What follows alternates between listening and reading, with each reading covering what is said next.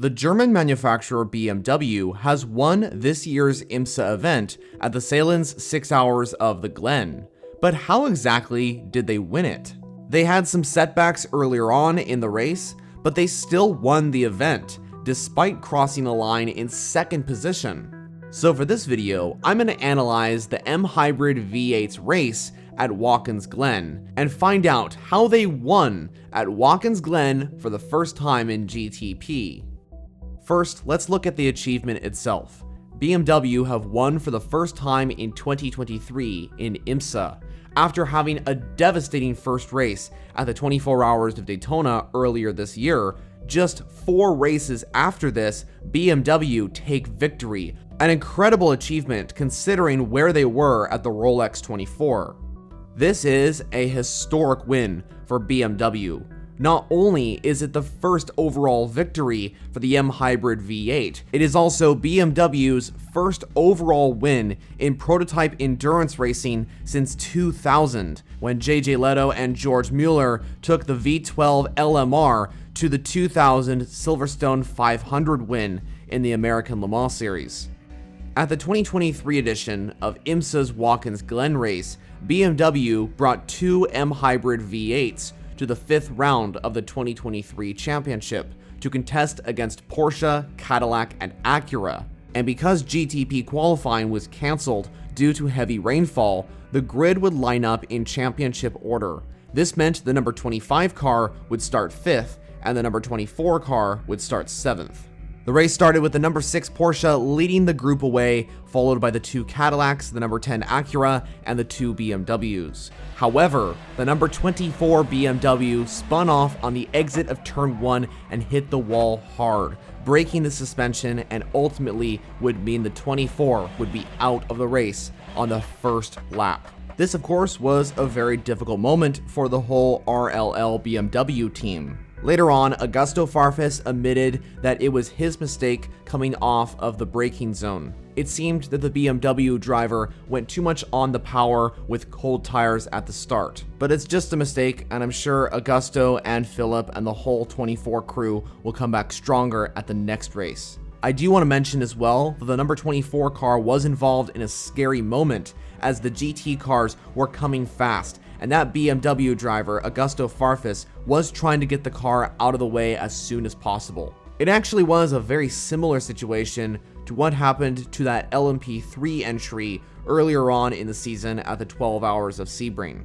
BMW's sole remaining car, the number 25 entry, which was driven by Connor De Filippi and Nick Yololi, for the first couple of hours was there or thereabout with the rest of the entries. They were for sure not dominating the event. But then again, no one really was. GTP was incredibly close between all 4 manufacturers. For the majority of the event, it was pretty unclear who was going to take victory, especially considering that Watkins Glen is a 6-hour event.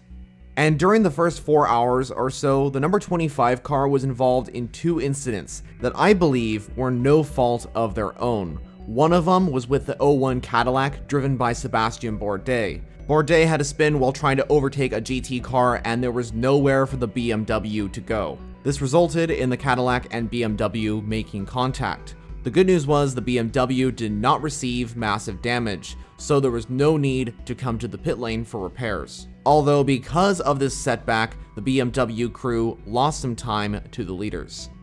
Another incident did happen between a GT car and the 25 BMW. In my opinion, this was not the 25's fault, but the fact of the matter is the 25 car once again had a setback. It's quite astonishing that this BMW LMDH lost time because of these incidents and was still in contention for the race win and eventually was able to get the race win.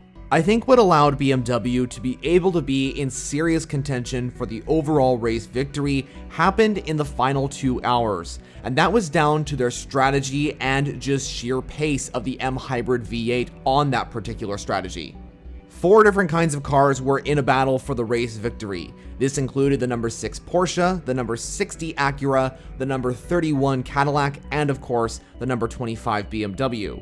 Just before this strategy call, Cadillac and Acura were leading the way, but Porsche and BMW decided to go for the undercut strategy on those two cars. This, in my opinion, was a very smart decision by Team RLL, who runs the BMW cars, and Team Penske, who runs 2 of the 3 Porsche 963s. Because when Cadillac and Acura eventually pit, Porsche and BMW were able to jump those 2 cars and get into first and second position. The 25 BMW of Connor De Phillippi was now in the lead by around 8 seconds to the number 6 Porsche. Action Express Racing Cadillac and MSR Acura were no longer in that fight for the overall race victory. BMW was looking good as they looked to take their first win this season. However, Team BMW RLL's biggest concern became focused on the number 6 Porsche. Nick Tandy and Mathieu Jaminet were closing in on the number 25 BMW. In the final round of pit stops, the top 2 did different strategies. BMW decided to pit first, while Porsche stayed out and did the overcut. Once the 6th car did eventually pit, the BMW was able to retake the lead. However, Porsche was now on the fresher tires and Mathieu Jaminet was catching up fast. Traffic ahead would ultimately decide who would cross the line first. The number 6 car was able to find a gap as the BMW was blocked by some cars and get past the number 25 car into the lead of the race with just a little over 5 minutes to go. And this isn't the slower car's fault, as they are in their own race. This is endurance racing. This is just what happens in this type of racing. A late caution because of a massive incident involving the number 95 Turner Motorsports BMW meant that the race would finish under yellow. The number 6 Porsche would cross the line in first to take their second win. Both Porsche and BMW had incredible pace to win this race, and it could have been either one of them. And even the Cadillac and the Acura cars also had some incredible pace during Watkins Glen. So if Porsche crossed the line first and celebrated on the podium with the win, how exactly did BMW win Watkins Glen? Well, this of course became a surprise to many. When IMSA did their post-race inspection at Watkins Glen International, they found that the number 6 Porsche would lose the race win because of a technical infraction. And I quote here from the official statement by Porsche Penske Motorsport. The front skid wear of the number 6 Porsche 963 was less than 1 millimeter outside the legal tolerance. This would effectively mean that Porsche would lose the race victory and the number 25 BMW would be elevated to the race win of the 6 hours of the Glen. Porsche's number 6 car would unfortunately lose the podium position as well, as the Action Express car would move into second and the MSR Acura would move into third. Honestly, in the final 10 minutes of the Sahlen's 6 hours of the Glen, it could have been either BMW or Porsche taking the victory. Porsche may have crossed the line first and celebrated on the podium, but a post-race penalty did mean BMW took victory at Watkins Glen.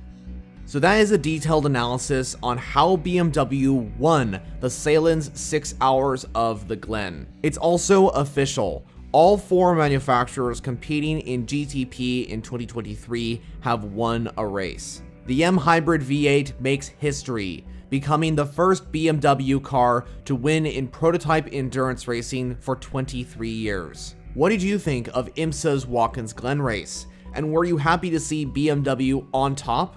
Let me know all your thoughts down in the comment section. If you are interested in endurance racing, this is the channel to subscribe to. If you'd like to see more content on IMSA and the WEC, make sure to subscribe to the left. If you want to see another video right now, I suggest clicking one of the options to the right of your screen. So that's it for me. I'll see you in the next video.